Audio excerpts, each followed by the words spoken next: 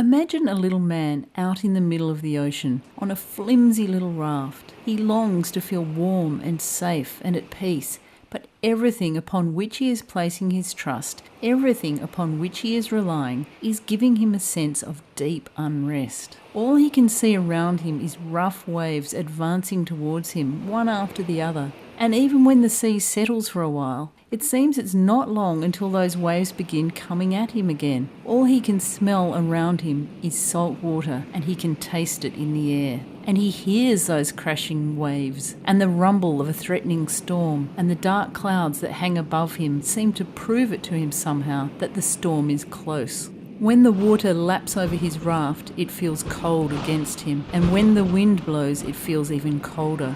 Although he can see and sense other vessels out there all around him, he still somehow feels very alone. He feels cut off.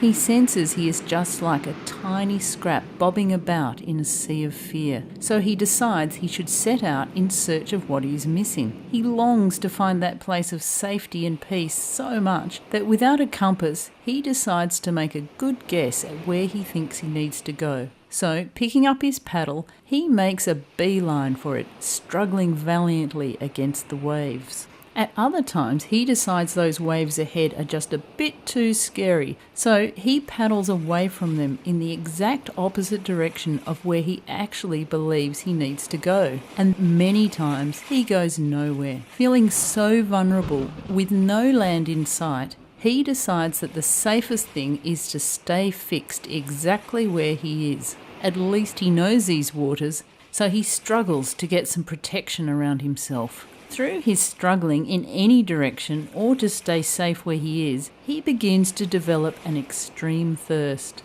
This distressing thirst then causes him more angst, so he feels he dare not stop the struggle. Instead, he works harder to attain his apparent oasis. Eventually, though, he can suffer that thirst no more. He stops, picks up his cup, and begins to drink the salt water. The one thing that's guaranteed to increase his fear, his struggle, and his suffering.